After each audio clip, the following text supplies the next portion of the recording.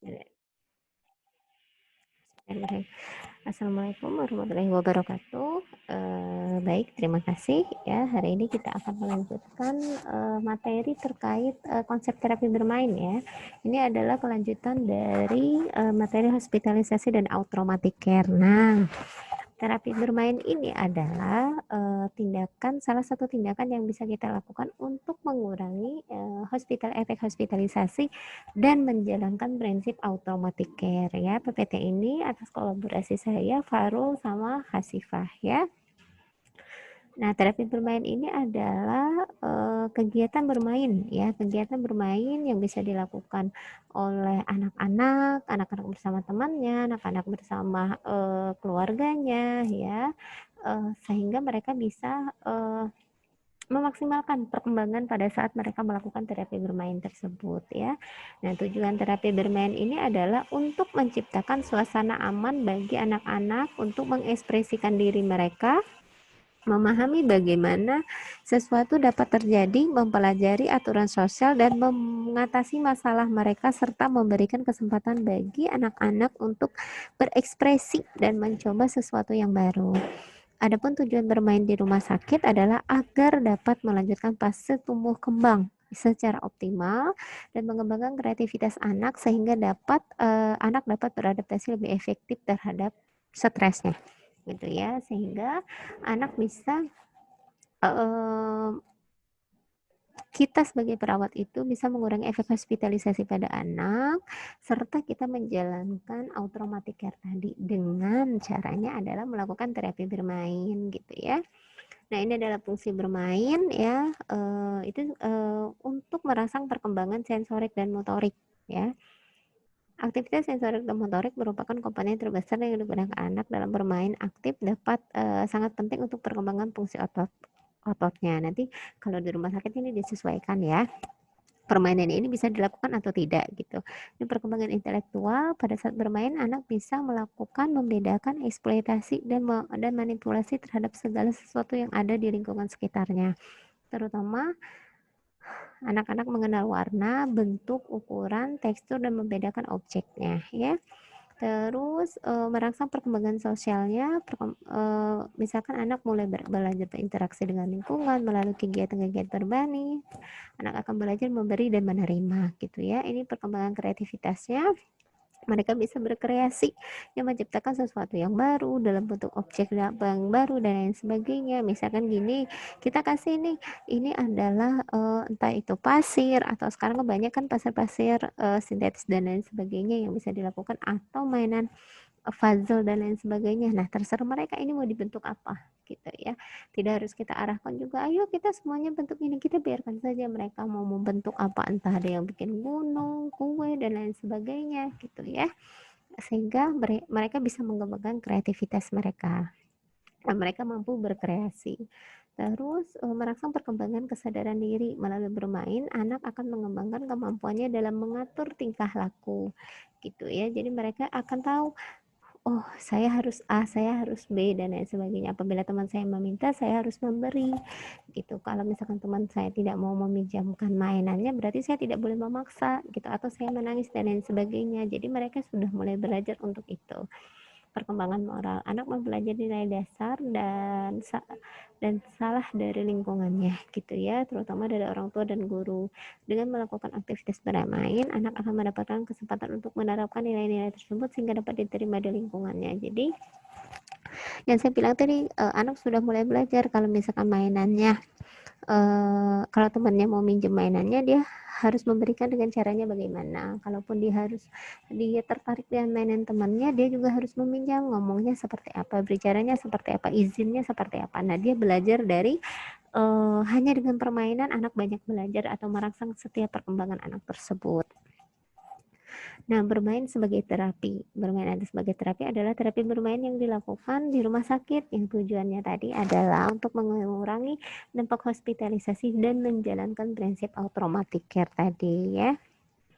Nah, ini adalah faktor-faktor yang mempengaruhi terapi bermain. Yang pertama adalah faktor predisposisi gitu, yaitu pengetahuan aktivitas bermain dilakukan oleh perawat di ruangan untuk meminimalkan dampak hospitalisasi dimulai dari domain kognitif ya. Yang kedua adalah sikap ya. Sikap adalah suatu sikap evaluasi dan reaksi perasaan. Jadi sikap seseorang terhadap satu objek adalah perasaan yang mendukung atau memihak maupun perasaan tidak mendukung atau memihak pada objek tersebut. Jadi pertama adalah faktor predisposisi adalah pengetahuan dan sikap. Pengetahuan itu adalah pengetahuan yang dimiliki oleh perawat jika anaknya usia 3 tahun, terapi bermainnya itu apa yang harus dilakukan, usia 4 tahun apa yang harus dilakukan, terus sikap ya bagaimana sikap kita dalam menghadapi anak yang memang pasti akan terdampak hospitalisasi ini, kita harus bagaimana, kita harus mendukung dia untuk melakukan terapi bermain apa A, B, dan C gitu ya. Itu adalah termasuk faktor ke predisposisi. Yang kedua adalah faktor pendukung.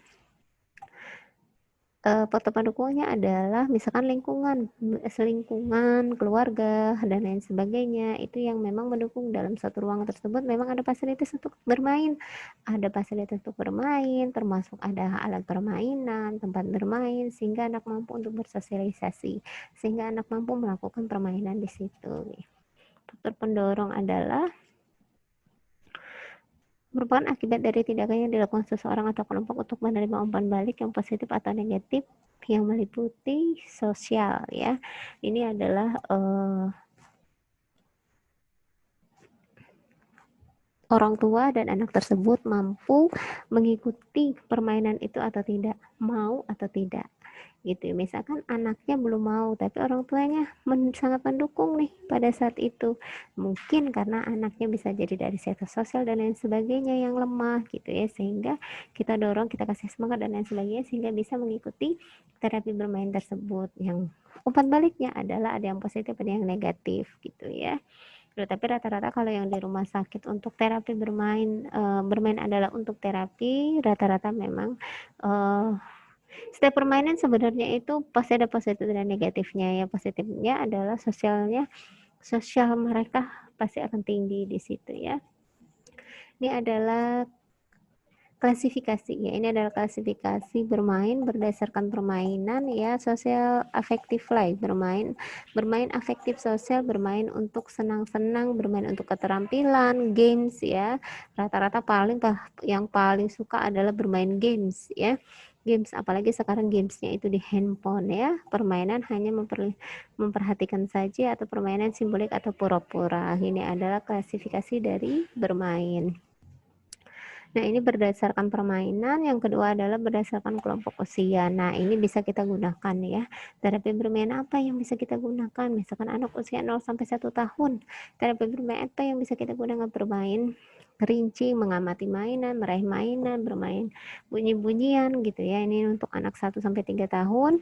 Arsitek menara, tebak gambar, menyusun puzzle gitu ya. Ini 4 sampai 6 tahun. Bermain bola keranjang, bermain dokter-dokteran, bermain abjad ya, bermain nyanyi-nyanyi sambil bertepuk tangan, ini 6 sampai 12 tahun, melipat kertas origami, mewarnai, menyusun puzzle, menggambar bebas dan bercerita ya. Ini adalah jenis permainan yang bisa kita lakukan gitu ya. Jadi disesuaikan dengan kelompok usianya gitu. Misalkan pasien di rumah sakit A rata-rata usianya 0 sampai 1 tahun, berarti ini adalah bentuk terapi bermain yang harus dilakukan. Ternyata 1 sampai 3 tahun anaknya, berarti kita harus permainan ini yang harus kita lakukan gitu ya. Jangan sampai rancu dalam melakukan terapi bermain padahal anaknya usia masih beberapa bulan tapi diajak tebak gambar dan lain sebagainya, kan itu tidak rasional dan tidak akan efektif ya. Nah, ini ada permainan edukatif, tadi yang disebutkan itu semuanya adalah permainan edukatif ya. Yang mau permainan edukatif itu adalah satu kegiatan menggunakan teknik bermain dengan tujuan mendidik atau memasukkan sesuatu pengertian pemahaman kepada anak. Contohnya gini, kita bermainnya adalah tebak gambar ya, tebak gambar. Ini gambarnya apa? Anaknya menyebutkan, ayo misalkan kita terapi bermainnya dengan tebak gambar buah. Ini buah apel untuk apa ya? Izin apa dan lain sebagainya gitu ya. Silahkan nanti bisa kita lakukan untuk permainan edukatif tersebut gitu ya. Kita bisa libatkan perawat, keluarga dan lain sebagainya ya. Ini adalah oke, terima kasih untuk terapi bermain ini ya. Saya akan share untuk contoh proposal terapi bermain dan contoh terapi bermain yang pernah dilakukan oleh kakak kelasnya Professioners ini yang dilakukan oleh alumni ya.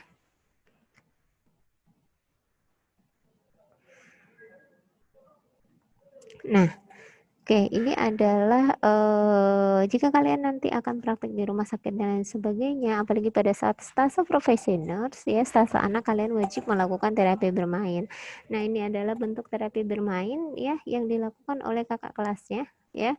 Ini untuk anak usia prasekolah, mereka mau bermain origami katanya gitu ya. Terus ini ada usia sekolah dan prasekolah sebenarnya di sini digabung sama mereka gitu ya. Terus di ruang kemuning bawah di RSUD Kabupaten Tangerang ini di tahun 2019 ya. Nah, ini adalah nama-nama kakak kelasnya ya. Nah, sebelum kita melakukan terapi bermain, kita harus melakukan pengajukan proposal terlebih dahulu, proposal terapi bermain ya. Ini adalah lembar persetujuannya.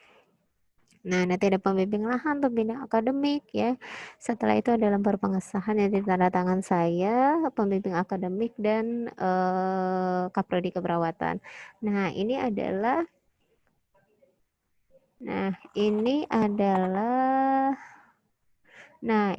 SAP-nya ya atau SAB ya, Satuan Acara Bermain harusnya, bukan SAP. Kalau di sini SAP kan.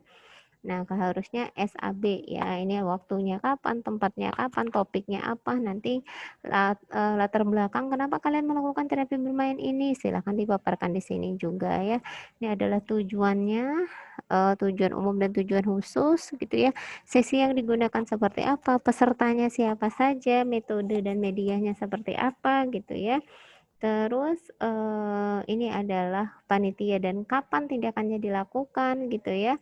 Ini untuk pengurangan tugas dan lain sebagainya ya. Ada leader, co-leader, ya dokumentasi dan lain sebagainya, fasilitator dan lain sebagainya. Itu nanti dilengkapi semua. Nah, ini adalah setting tempatnya.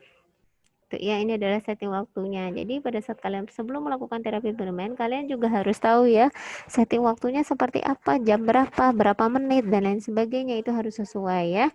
Gitu terus. Nah, ini adalah rencana evaluasi kegiatan, evaluasinya itu secara struktur ya, proses dan lain sebagainya. Nah, ini adalah materi penyuluhan ya. Ini selain kalian melakukan terapi bermain, kalian juga harus melakukan penyuluhan juga, apa itu ansietas dan lain sebagainya, terutama untuk orang tuanya ya.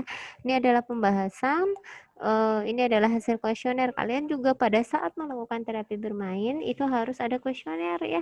Kalian harus tahu sebelum melakukan terapi bermain ini ansietasnya berapa, setelah melakukan terapi bermain ini ansietasnya berapa gitu ya, sehingga kalian tahu oh ternyata ada penurunan ansietas pada anak tersebut gitu ya. Nanti silakan dijelaskan dan dipaparkan hasilnya gitu ya. Dan jangan lupa untuk penutup kesimpulan dan saran ya. Oke, terus ini adalah bentuk dokumentasi yang dilakukan oleh kakak kelasnya ya. Nah, jangan lupa inform konsen terlebih dahulu ya pada saat melakukan terapi bermain. Jangan lupa inform konsen terlebih dahulu ya. Nah, ini juga ada bareng sama dokter, perawat dan lain sebagainya. Tapi mohon untuk menjaga kerahasiaan gitu ya, sehingga pada saat di sini rata-rata ditutup ya. Karena menjaga kesehatan ini adalah terapi bermain yang dilakukan ya. Kecuali perawat sama pembimbingnya nggak apa-apa, silahkan dilihatkan mukanya ya. Ini adalah info consent ya. Jadi orang tuanya melakukan info consent terlebih dahulu sehingga anaknya mau dilakukan terapi bermain. Ini adalah kuesionernya ya. Kuesioner untuk kita melakukan pre dan postnya itu seperti apa terapi bermain ini. Oke, mungkin cukup itu. Nanti akan saya share juga terkait materi dan PPT. Oke, terima kasih. Semoga bermanfaat. Assalamualaikum warahmatullahi wabarakatuh.